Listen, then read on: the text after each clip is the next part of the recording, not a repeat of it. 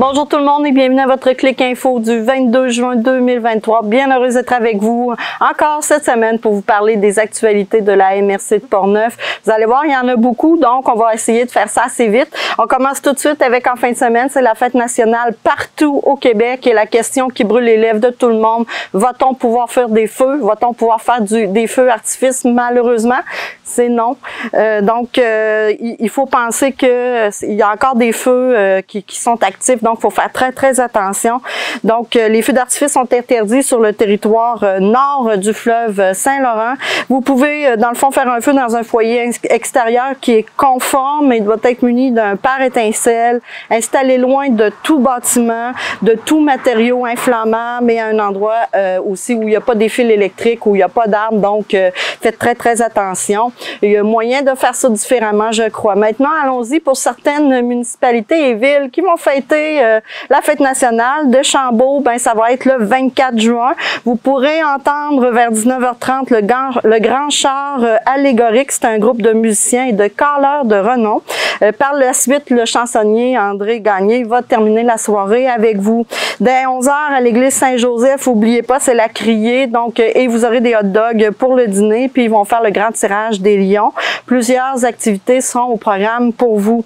La ville de Portneuf aussi va vous recevoir le 24 dès 13h au parc à bateau situé sur la rue Lemay. Vous y trouverez une programmation d'activités gratuites pour toute la famille. C'est grâce en fait au comité citoyen et citoyennes que tous vont pouvoir célébrer ensemble la grande fête. Alors vous aurez des jeux gonflables, une kermesse, du maquillage, d'autres animations sur le site. Crocheur en fait qui est une équipe de sport extrême vont vous présenter des démonstrations de BMX. Alors acrobatique, il va en avoir deux, une à 14h15 et l'autre à 16h15. Ils vont faire aussi en partenariat avec Performance Bégin le tirage d'un vélo d'une valeur de plus de 500 $ parmi les visiteurs du site. Il va y avoir sur place une piste couverte qui va accueillir des danseurs qui vont être guidés par le professeur M. Jacques Bédard. Puis vous allez avoir un service de bar, un camion de cuisine de rue, des hot dogs, donc naturellement avec un répertoire toujours pour ce qui est de la fête nationale du Québec. Maintenant, Pont-Rouge aussi va fêter la fête nationale du Québec, mais eux autres, c'est le 23 juin. Ça va avoir lieu à Place Saint-Louis. Et ils ont décidé aussi d'organiser un petit marché des artisans qui va avoir lieu de 11h à 15h. Donc, plein d'activités pour la famille, plein de musique. Donc, je vous invite à y aller à Place Saint-Louis cette année. Saint-Raymond, eh bien, ça va avoir lieu le 23 juin dès 17h à l'Agora du Pont-Tessier. Vous allez avoir plein d'activités à la zone famille des jardins, des spectacles musicaux, ainsi qu'un hommage au drapeau à 19h30 en première partie. Ce sera M. Gaétan Lefebvre et François Dumas. Et aussi, par la suite, le groupe musical La Berlue. Saint-Basile va fêter le 23 au parc de l'avenue du Centre Nature dès 11h avec une kermesse animée par le local des jeunes. Alors, ça va être des stations libres avec de la musique faite par Disco Mirage 2000 de 11h30 à 13h, de 17h à 18h30. On va vous offrir des hot dogs. Naturellement, il faut payer. Puis, par la suite, vous allez avoir à 17h de l'animation de Youpi et compagnie. 18h45, hommage au drapeau, discours patriotique. Et à 19h, un bon gâteau de la fête nationale. On a mis un feu de camp par la suite, mais je suis pas sûre. Donc, Neuville, maintenant, c'est la fête de la Saint-Jean le 24 juin au parc de la famille dès 15h. Vous aurez une porte ouverte à la caserne des pompiers, des jeux gonflables, du maquillage, de la pétanque, une prestation de hip-hop du studio Partétime, des camions de rue, des prestations aussi acrobatiques de BMX et un spectacle d'Émile Blouin et Dave Voyou. Cap Santé, eh bien, c'est le 23 juin que ça va avoir lieu à Place de l'Église dès 18h. Vous allez avoir de l'animation, un feu et à 21h30, ils vont offrir sur écran géant la retransmission du spectacle de Québec. Le Halo et la Licorne, maintenant, nos organismes partenaires sont à la recherche d'un ou d'une conseillère à la vie associative pour un contrat d'une année. Ce conseiller ou cette conseillère va devoir créer une expérience de bénévole qui va sortir de l'ordinaire. L'organisme, en fait, veut valoriser l'engagement communautaire. La personne devra former, animer un comité de bénévoles pour favoriser l'engagement développement de ceux-ci à long terme. Elle devra mettre en place aussi un calendrier d'activités et de formation pour tous ces bénévoles. La date limite pour postuler est le 14 juillet. La date d'entrée en fonction est le plus rapidement possible. On vous invite à communiquer avec eux par téléphone ou par courriel. La Licorne vous invite à assister à l'International de la sculpture Beauce-Art le 9 juillet. Ça va être un départ dès 8 heures du relais de la pointe des Écureuils et le retour va se faire au même endroit à 18 heures. Le transport va se faire en autobus, le coût est de 40 $ par personne. On vous invite soit à apporter votre pique-nique ou à aller dans les restaurants là-bas si vous le désirez. Vous devez réserver avant le 6 juillet, soit au relais de la pointe des Écureuils auprès de Marc, ou à la Licorne avec Sylvie. Je vous laisse le numéro de téléphone si jamais vous voulez les appeler pour avoir de l'information. Le Halo aussi recherche activement des bénévoles pour ce qui est du transport. Surtout, c'est urgent pour ce qui est de Donnacona et de Pont-Rouge. Vous devez remplir un formulaire. Je vous mets le lien ou vous pouvez communiquer avec monsieur Jean-Pierre Girard. Je vous donne le numéro de téléphone. On note qu'une compensation va vous être offerte pour le nombre de kilométrages que vous allez faire.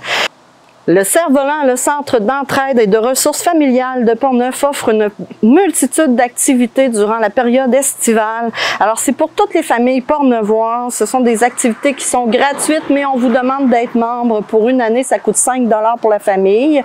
Vous avez des activités comme les rendez-vous des parents, bouge et gigote, yoga en pyjama, des matinées libres, des activités spéciales par enfant, des activités extérieures. Vous avez aussi une visioconférence qui est offerte par eux, qui s'appelle le triple P, les pratiques parentales positives, le massage de bébé, la halte allaitement, la halte garderie communautaire. Les détails des activités sont tous sur leur page Facebook et je vous invite à vous inscrire si vous le voulez, soit par téléphone ou bien par courriel. Faites vite, par exemple, parce que les places sont limitées. Nous avons aussi assisté dernièrement à la parade de poussettes qui avait lieu à Saint-Raymond avec le Cerf-Volant et la table des 0,5 ans. Alors, voici donc un extrait.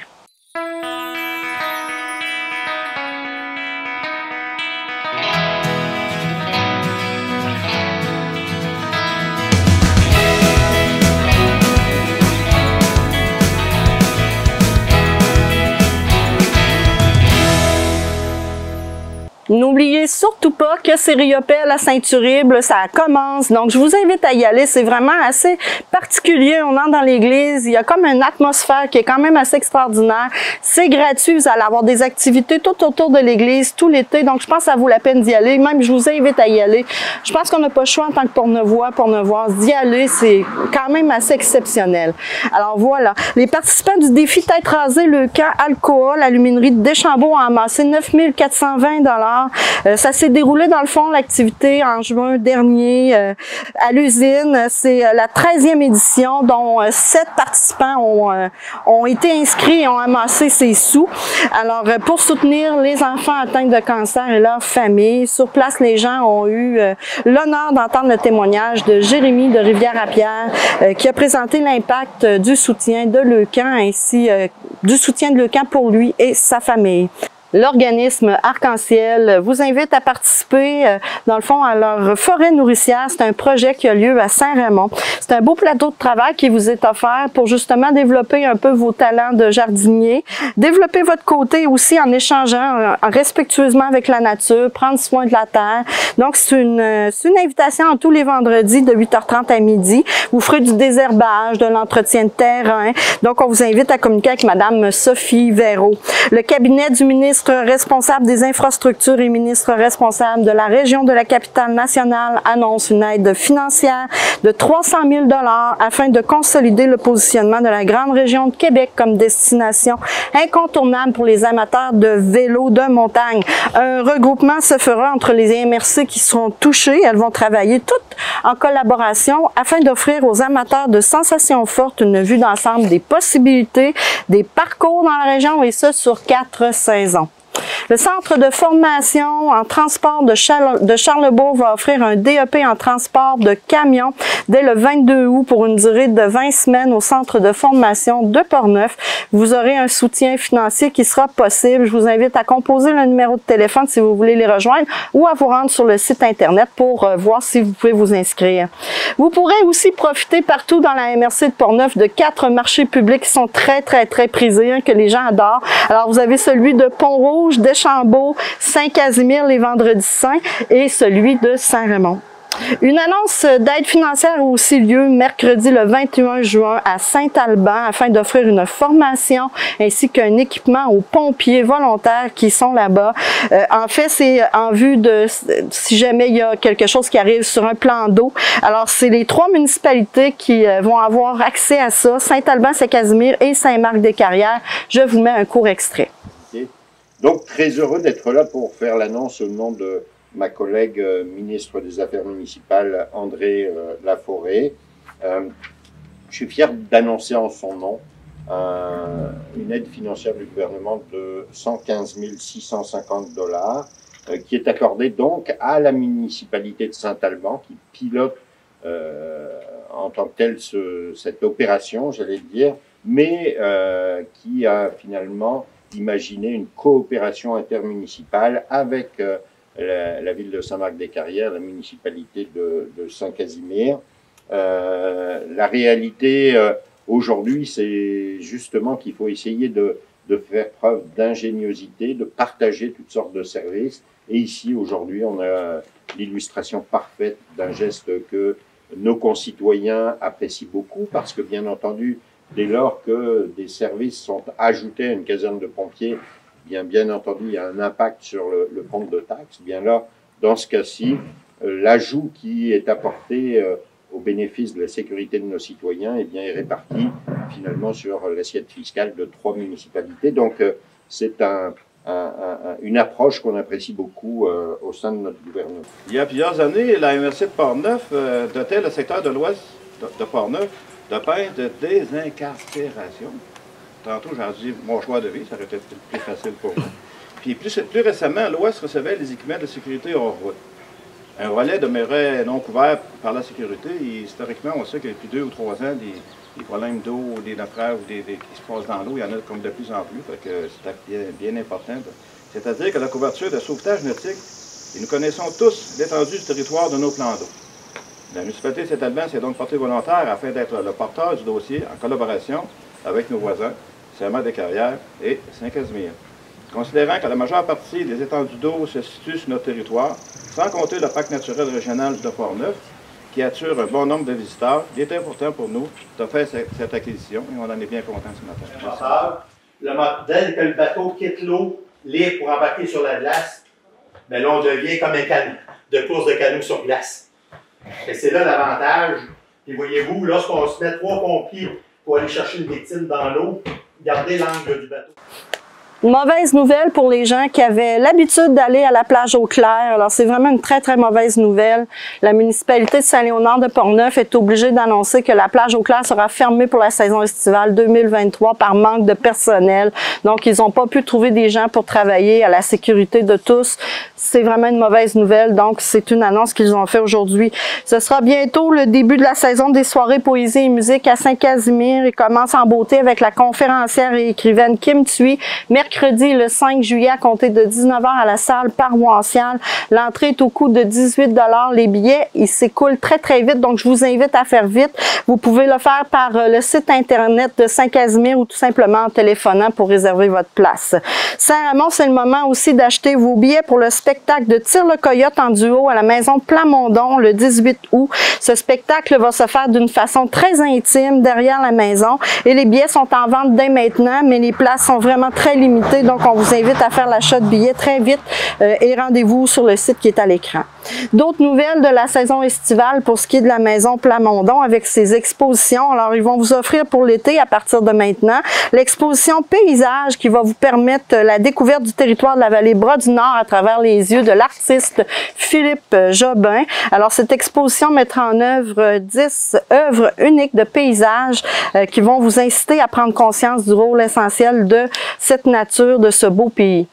Une autre exposition sera à l'affiche à la maison Plamondon, soit Tire-toi le portrait, qui va vous inviter à découvrir la technique de coloration des photographies en noir et blanc, qui était grandement populaire en fait avant l'avènement de la photographie couleur.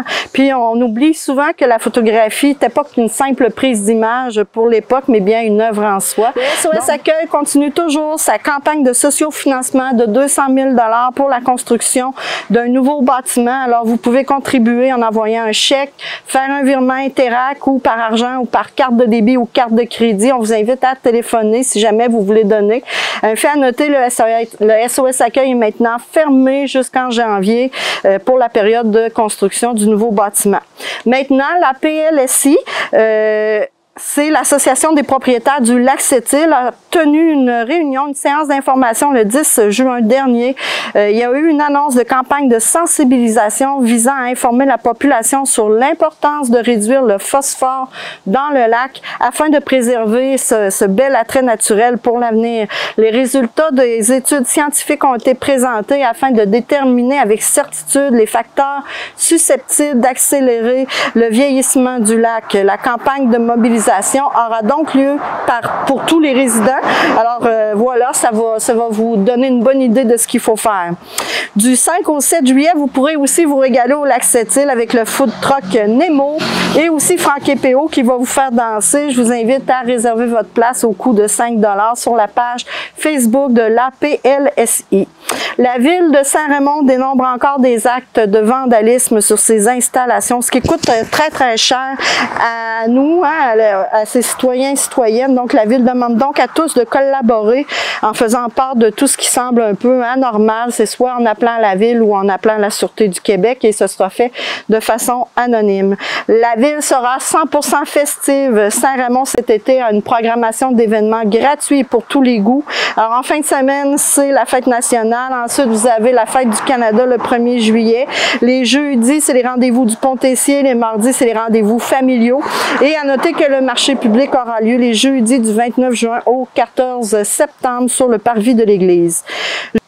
Le Festival du film en environnement de Portneuf annonce la venue à Saint-Casimir de Madame Joséphine Bacon, qui est une Inou, poète et cinéaste, qui va faire l'honneur de sa présence le 9 août lors de la 19e édition du festival. Alors, on sera présent. La municipalité de Saint-Casimir a besoin de l'opinion de ses citoyens et citoyennes. Alors, elle vous demande de participer en grand nombre à un sondage en ligne sur l'élaboration d'une politique familiale et sur le statut de municipalité amie des enfants. Alors, vous avez un court sondage à remplir, un pour les adolescents et un pour les adultes. Vous pouvez le retrouver sur le site de Saint-Casimir ou encore en version papier à la ville en appelant Isabelle. Donnacona, dimanche dernier, le 18 juin, la ville de Donnacona a reçu M. Théo Rochette des Remparts de Québec avec la Coupe mémoriale et le trophée Gilles Courteau. Donc, voici un extrait.